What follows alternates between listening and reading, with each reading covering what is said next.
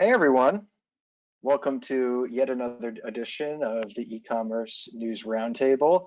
I'm Andrew Weber. I'm the Director of Insights at Teikametrics, and really proud to welcome back yet again our usual panel here of analyst leaders, really for just a really great discussion. There's a lot of stuff to cover when it comes to just really important stuff going on in the e-commerce space. So with us today is Ryan Walker, who's the Senior Director of Client Strategy, Laura Pattison, who's the Manager of E-commerce Strategy out in our West Coast office in Seattle, along with Kelsey Robb and Megan Gleason, who are both the e-commerce team leads here at Teikametrics in the Boston office. So welcome again, guys. Few housekeeping notes before we get started. So remember, this webinar is going to be recorded and sent out to everyone here within 24 hours. And then additionally, if you want to follow along, there's going to be live tweeting going on if you follow the @Teikametrics Twitter handle, so definitely check that out, or you can also check it out after the fact too if you want to just rehash some stuff. So we've got a lot of stuff to cover in 30 minutes, so let's just go ahead and get started. So first, we're going to be covering just Jeff Bezos's congressional testimony, moving on to kind of talking about Prime Day in October. Walmart seller base doubling about year over year, some uncertainty with back to school season, and then sneak peek for you guys here is a new tool, and we're going to be showing it for the first time just to this audience. So stay tuned for that. So first up, I'm sure you may have heard it, is that Jeff Bezos testified before Congress last week, and there are really some riveting moments in his testimony in particular, when it comes to Amazon's both relationship with their sellers and also their kind of overall plans for the future. So kind of throwing it out to the panel, what did you feel were kind of some of the biggest takeaways from the hearing on Amazon's side? Yeah, so I'll jump in here, Andrew. I guess to start, if you haven't read Bezos' opening testimony, the blog post you've got shown here on the Day One blog, I would strongly encourage everyone to just take a few minutes, and it really doesn't take much longer than that, to read it. It is like an expertly designed argument to disarm some of the critiques that I think Amazon anticipated going into the testimony. I think Bezos did a really nice job in that post of focusing on the good that Amazon does, or at least presenting a case that they do good. It's interesting that the word tax is conspicuously missing from this blog post, but a couple of the things that he mentions are basically aiming to address those concerns directly. So like investment in the US, job creation, size of Amazon relative to the retail market. And I think Bezos did a good job of trying to shift some of the attention away from Amazon as well, at least as it comes to antitrust concerns in retail. Walmart is still significantly bigger than Amazon is by revenue. And I think he did a good job of addressing some of the concerns around the challenges that 3Ps face on Amazon, at least in the blog post. I think when he actually got into the Senate chamber and the testimony began, I think he stumbled a little bit on questions around what Amazon does with seller data, and specifically how it might source product ideas for its own private label goods from that data.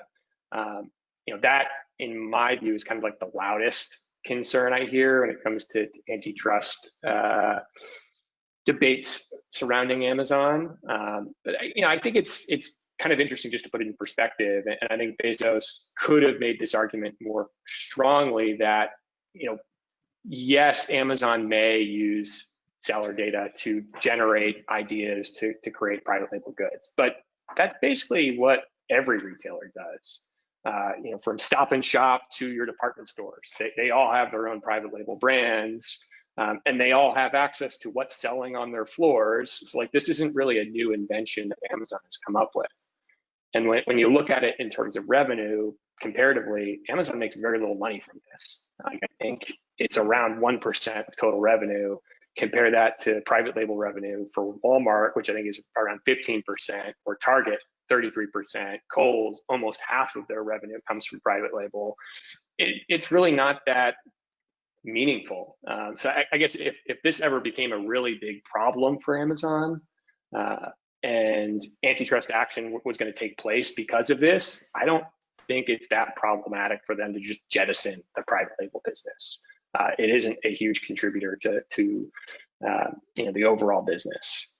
Some of the arguments around what they do with seller data, like having access to ad data as well, I think are similarly weak. I mean, these other retailers have access to co-op dollars or data around co-op dollars that are coming into their store to put products on particular shelf positions. So like, this really isn't something completely brand new to retail, but it definitely is different in the sense that who the retailer is competing with is usually just one or two big producers of a product, whereas on Amazon, it's a lot of people all trying to sell the same thing that Amazon competes with when they come in with their own private label good. And generally, those manufacturers are sourcing the private label goods to the retailer in the first place, and that definitely doesn't happen when entrepreneurs or sellers on Amazon have to compete with Amazon directly for the same product. Like, Amazon's not going to a 3P to source product for their private label. They're going straight to the factory. So I think that's a little bit different than what some retailers might be doing. A couple of other highlights that jumped out at me from that testimony is some questions around if Amazon's really the only game in town for sellers online. And I think what we've seen with Shopify's results in the last quarter especially kind of diffuse that argument a little bit. There are some things around, I think, FBA and Amazon's strategy in the smart home space that also came up in that testimony that I'm not sure Amazon did a great job of addressing either. And they probably could focus on coming up with stronger arguments for why they shouldn't face antitrust action in those areas. But I think, again, the private label debate was the most interesting part for me. Yeah, definitely some great points there. And I think, someone brought this up, which is absolutely correct, which is what you've seen is very recently, some of those Amazon O&O products are now showing up essentially in the place of a sponsored product placement. And what's very interesting about this is essentially it's Amazon refusing ad revenue because they're not getting ad revenue for that space. And I think Marketplace posted an article about this, about kind of an estimate on how much ad revenue they're losing by doing that. And so again, you wonder how this is going to evolve over time. And to Ryan, I think that was a great point that if this becomes a bigger issue, you could see them jettisoning a lot of the activity here in favor of just trying to get out from under government scrutiny. So that makes sense there. So just to move on here, I think just to keep us on track, since we only have the 30 minutes, I think move on to, again, more Amazon, which is more signals from the retailer. And this is on their last earnings call, that Prime Day is very likely to occur in October. Exact date is still TBD, but again, this is yet another signal kind of to that end. So I guess, to the panel, kind of what's your advice to sellers on this generally? Yeah, the Prime Day rescheduling is a hot topic among all of our partners that we work with. Obviously, it used to take place in July and was a great little revenue booster in the middle of what is typically a slower season for most sellers. With July already come and gone, and Amazon saying that it will probably take place, or most likely confirming very strongly that it will take place in Q4. Again, to Andrew's point, the idea is that will probably be in the first week or so of October. While that's somewhat helpful to understand, it obviously doesn't help everyone set up everything now for leading into Prime Day or when Prime Day may be. What's interesting to note is, as we speak, Prime Day is actually taking place in India, which was also hit pretty hard with the impact of COVID. So that will definitely be an interesting test to see what kind of sales volume they see and how that infrastructure capacity holds up over the course of the 2-day event. So Stay tuned for, I'm sure, many news articles recapping the success or not of how that goes down. But I think as far as planning, it's really important to keep any sort of major Amazon holiday like Prime Day in mind, especially when it comes to Q4. Last Q4 had its own challenges with budgeting, with Cyber Monday taking place in December and Black Friday taking place in November. It kind of split that distribution of budgets a bit differently than one might historically have done for that time period around Cyber Weekend. This year, both events are technically in November, although Cyber Monday is the last day of the month. So definitely still something to keep in mind, especially if you're on the vendor side and you're looking at shipped units going out, shipped COGS versus actual ordered MSRP revenue. It's going to be a different conversation and a different way of looking at the data and analysis. Consider thinking about some more blended metrics between the 2 months. So definitely, if Prime Day is in October, as everyone is speculating, it will throw a bit of a wrench into that Q4 budget planning. So obviously, it would be a great pickup for anyone who might have missed that in July, but definitely something to keep in mind there, especially around budgets. And just a side note too, I'm sure you've seen many major brick and mortar stores are confirming that they're actually going to be closed on Black Friday.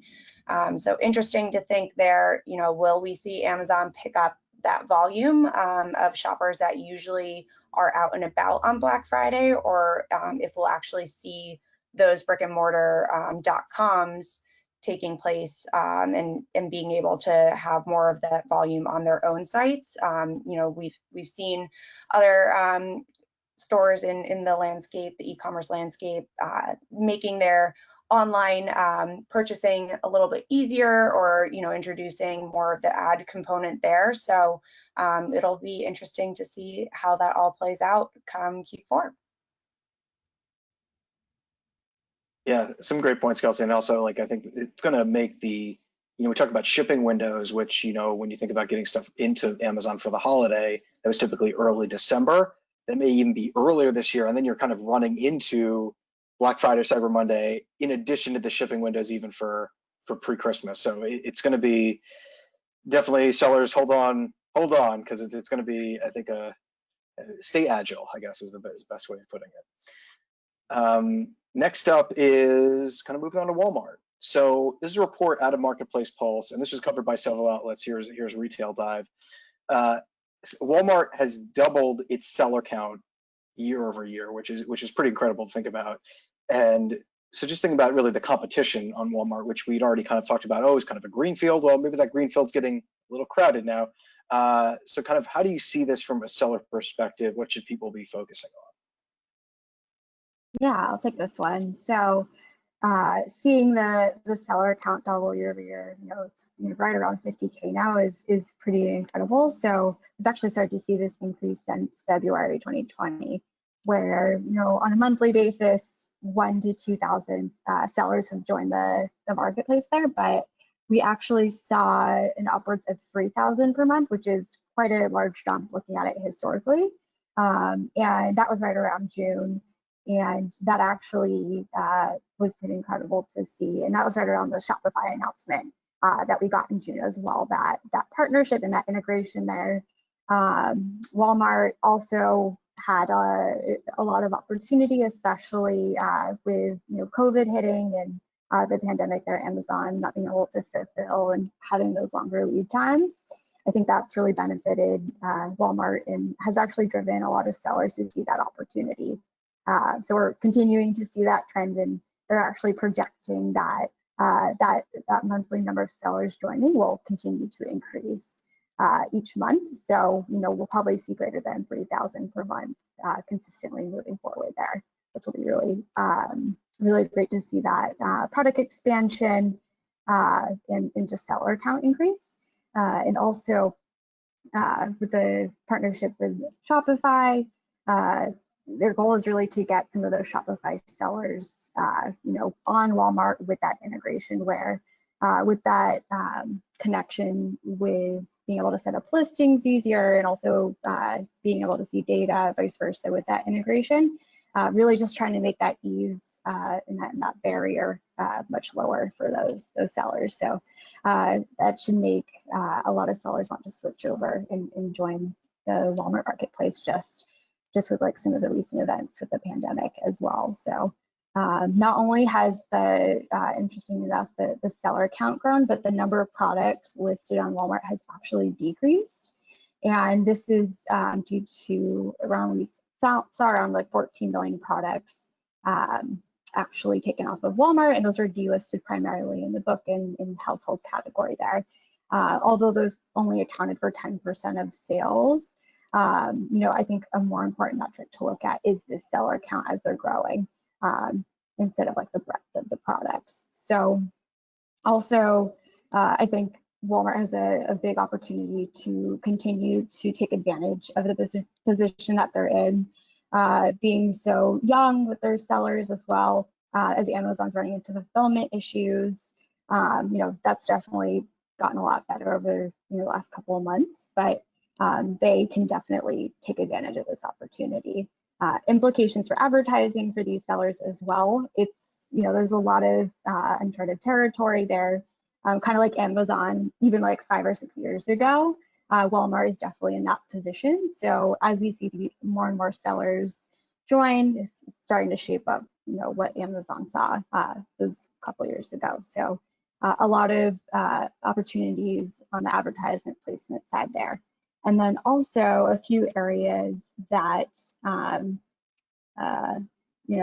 can take advantage of is, as Walmart is advancing, Amazon is actually struggling in some areas such as counterfeit. Like we've seen a lot of news around them rolling out different teams to help with counterfeit issues there.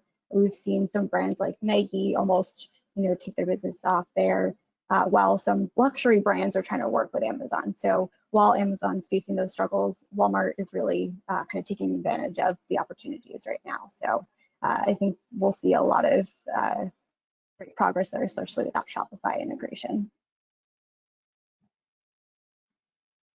Yeah, and just to add on there, I know to that end, we've had a few webinars with Walmart. We actually even have one coming up next week, and one thing they've talked about is that degree to which they really want to keep their seller ecosystem very tight and really not what Amazon's seen, which is kind of an explosion, right, of some, you could say gray or nefarious actors when it comes to counterfeiting or that type of activity. So yeah, they're going to try to take the lead there. We'll see if they can kind of keep that up over time. It's obviously, it becomes a difficult problem as you grow and grow, because obviously it's like it's whack-a-mole to some degree. So as they get bigger, can they continue to do that? But definitely something that I know they're putting a big emphasis on at the organizational level. So next up is some insights around the back to school shopping season. And really this one, it stands to be very different, as we all know from past years.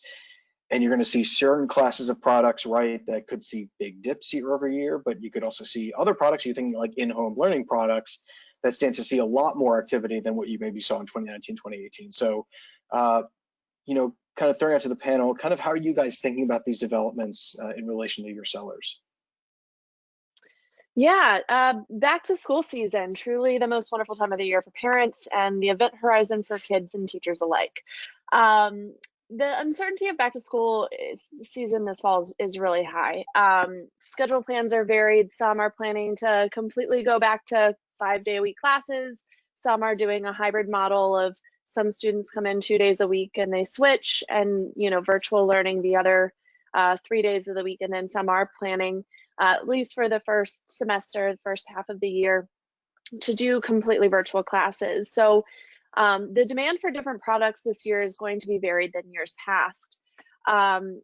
This is going to impact retailers, especially those who depend on back to school season. Many retailers see back to school season as second only to the holidays.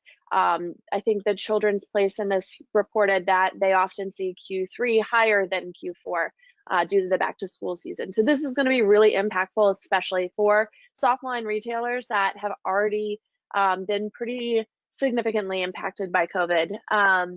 So we'll go into that just a little bit. They are predicting that the amount of money that each family will spend may actually increase by about 13 to 15%, just based on the shift in the products. So there's an anticipated increase in technology products such as tablets and iPads. You know, does each member, each kid in the family now need some type of device to be on virtual learning for a large part of the day, where previously it was shared for after school work? This could be, you know, heavily impacted. Of course, the economy saw a pretty significant decrease in Q2, one of the largest in history. But the timing of the stimulus check could also, a second stimulus check could counterbalance this. So the amount that is going to be spent is definitely up in the air. Now, what does that mean for the products themselves? As I mentioned, technology likely to see an increase, same as art supplies and casual comfy clothes. Let's not forget the staples that will be needed regardless of whether they're in school or at home, with, you know, hand soap, masks, hand sanitizer, those types of things. So I think those products are safe. The ones that may see a bigger hit are pens and pencils and glue, and just kind of the classroom staples that are you know, kind of purchased in bulk and purchased by all families to take into the classroom. The same with those going to college and living in dorm rooms. That's a pretty big market for back to school as well. They're looking at an increase for air filters and touchless thermometers and things like that. That, you know, when you're living with a new group of people in a small area, you know, sharing a room with someone new and sharing a bathroom with 10 other people, there's a lot of safety that needs to go into that. So there are definitely there's going to be a shift in which industries see increases and which don't see year-over-year comps. It is likely, in my opinion, that we see a longer back to school window, so less of an initial burst and kind of a longer drawn out shopping period as parents are adjusting to, okay, now we've gotten through the first 6 weeks of school, we're going to continue in school, or they have to revert to virtual learning. So I do think it's going to be a bit more paced out this year than get everything you need just before the school year. I think as many people like to plan, they've learned that this year that's just not possible, and they have to adapt and grow and figure things out as we go. So I'll leave it at this. If you don't normally see a lift from back to school, consider whether or not your product can now be positioned in a way that sees that increase. If you do, be prepared for shifts in how you're having to market. It's not this running up to see your friend from the end of last school year. You know, we have to be more sensitive in how people are returning to school and the stress that's involved there. Also anticipate softer sales if you're used to that. I mean, that's just a hard truth. They are anticipating Amazon and large box retailers, where you can get everything in one stop, will see the greatest year-over-year comps, where kind of the specialty retailers, where it's an individual trip and visit, will likely be hit the hardest. And like I said, figure out how your product can be positioned best for this new learning environment. If this is your first time joining, you may not know, but I often share that I used to be a teacher in a different lifetime. And, you know, things as simple as candy, where you can use it for a lesson and make that less painful when you're a parent and you're not used to teaching your kid, and that's a new relationship and often turmoil that is going to occur. You know, if you can make it fun and you can market your product in a way that is helpful to the parent, to help with their kid and their student, definitely take advantage of that and figure out the best way to market in this new shifted environment. This is some great tips, things I didn't even think about. This is why we have this wonderful panel here. Just to let's get to this. So this is the new tool with 5 minutes left. Wanted to go over this. So this is a brand new tool from Teikametrics. Really proud to put this out there. It's called the Brand Performance Matrix, and let me just I'll show it to you right here. Again, this is going to be brand new just for everyone here. And so you can see here is this will basically show you for all the major top level categories on Amazon, the top 20 categories. You can look and see amongst the top sellers, how do they relate in terms of organic placements on the top terms, sponsored placements, sponsored brands placements, sponsored products? So in this example, right, we can look at all the brands. We can also look at subsets. So if I, let's say, take out Fisher Price, the graph will then rescale based on the rest of the brands you have in there. And again, right now we're looking at organic. We can look at just sponsored products and see how that moves, or sponsored products, right? They're very different. Sponsored brands, obviously there's a big difference with Graco taking the top spot. And again, we can look at this for all the top 20 top line categories on Amazon. And we'll be also populating this with new months as we go. So you can then look at month over month how have things changed. You can also export this, which you can see in the bottom right-hand corner here. So you can share this with everyone you want. And we'll be continuing to update this again as we go. So really hope you guys can use this kind of as we go, and everyone here will be getting a link to this tool kind of when we send out the replay. So just be on the lookout for that. And if there's a category that you'd love to see, definitely let us know. We'd love to hear from you what you'd love to see next. But really proud of this tool. It should help you really get a handle on who are you chasing, right? Who is the brand that you look at on Amazon as that's the brand I want to be. That's the brand that I'm always seeing in my searches.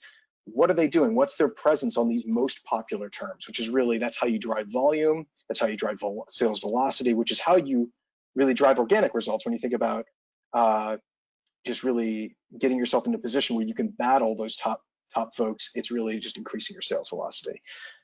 So again, hoping you guys can use this, and would love to hear from you on that. You'll be getting a link to this within the email that we'll be sending out within 24 hours, along with the replay and the stories that we've covered here.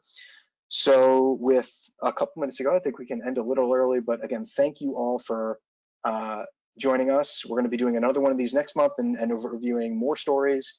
So thanks again for coming, and we'll see you again next time.